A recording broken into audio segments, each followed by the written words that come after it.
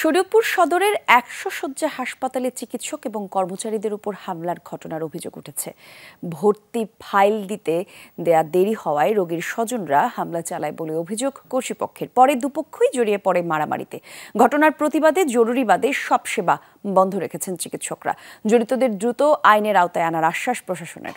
এলো ভিশন মুশকিল আসান অফার। যে কোনো ব্র্যান্ডের পুরনো ফ্রিজ নিয়ে চলে আসুন ভিশন শোরুমে আর নিয়ে যান নতুন ভিশন ফ্রিজ 20% পর্যন্ত ছাড়।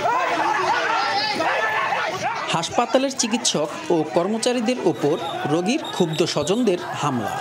সকাল 11টার দিকে উত্তপ্ত হয়ে ওঠে শরীয়তপুরের ১০০ শয্যা হাসপাতাল এলাকা। হাসপাতাল কর্মচারীদের দাবি, জরুরি বিভাগে শারমিন নামের এক রোগীকে ভর্তি করতে আসেন স্বজনরা। এ সময় ভর্তি ফাইল দিতে দেরি হওয়ায় নার্সদের সাথে বাকবিতণ্ডায় জড়ায় তারা। এক পর্যায়ে কর্মচারী ও চিকিৎসকদের ওপর চালানো হয় হামলা। প্রতিহত করলে দুপক্ষের মধ্যেই শুরু হয় মারামারি। এই কথাটাই তাকে বলা হয়েছে যে ভাই আপনার যদি ফাইল খুব দরকার হয় তাহলে আপনি কাইন্ডলি তাকে একটু টোকেন দিতে বলেন। তখন সে বাজে স্ল্যাং ইউজ করতে থাকে। সে স্থানীয়, সে খুব প্রভাবশালী, সে আমাকে দেখিয়ে দিবে। আমাকে লাঠি লুটাতে পিটানি শুরু করছে। আমরাও পিটাইছি, আমাকেও কিছু লাগছে, আমাকেও একটু বেশি লাগে, আমরা কম পারছি আর কিছু। যতক্ষণ পর্যন্ত এটা সুষ্ঠু বিচার হবে না, কোনো ক্ষমা আমরা রাজি হব না।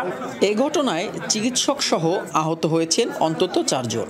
দোষীদের গ্রেফতার ও চিকিৎসকদের নিরাপত্তা নিশ্চিত না করা পর্যন্ত কর্মবিরতির ঘোষণা দিয়েছেন চিকিৎসকরা।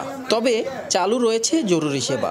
আমরা রোগীদের সার্ভিস দিয়ে থাকি, কিন্তু আমরা যদি নিজেরা ইনসিকিউর ফিল করি তাহলে আমাদের পক্ষে চিকিৎসা সার্ভিস দেওয়া কঠিন। আইনশৃঙ্খলা বাহিনী আছে, তারা যদি এটা সুষ্ঠু বিচার করে এবং ভবিষ্যতে এই ধরনের ঘটনা না ঘটে তাহলে হয়তো তারা তাদের কাজ, যেটা স্বাভাবিক কাজ, এটা করবে। জড়িতদের শনাক্ত করে দ্রুত আইনের আওতায় আনার আশ্বাস পুলিশের। ডাক্তারদের সাথে রোগীর অভিভাবকদের একটা অনাকাঙ্ক্ষিত ঘটনা ঘটছে। সেই অনাকাঙ্ক্ষিত ঘটনার পরিপ্রেক্ষিতে পুলিশ সেখানে যায় এবং পরিস্থিতি বর্তমানে সেখানে স্বাভাবিক আছে। ডাক্তাররা এই বিষয়ে কোনো অভিযোগ আমাদের কাছে দিলে বা কোনো পক্ষ আমাদের কাছে কোনো অভিযোগ দিলে সেই অভিযোগের ভিত্তিতে আমরা পরবর্তী আইনি পদক্ষেপ নিব। এ ঘটনায় রোগীর স্বজনদের কোনো বক্তব্য পাওয়া যায়নি। চিকিৎসকদের নিরাপত্তা নিশ্চিতে পুলিশের পাশাপাশি হাসপাতাল পরিদর্শন করে সেনা সদস্যরা। S M Shakil, Jamuna news, Shariatpur.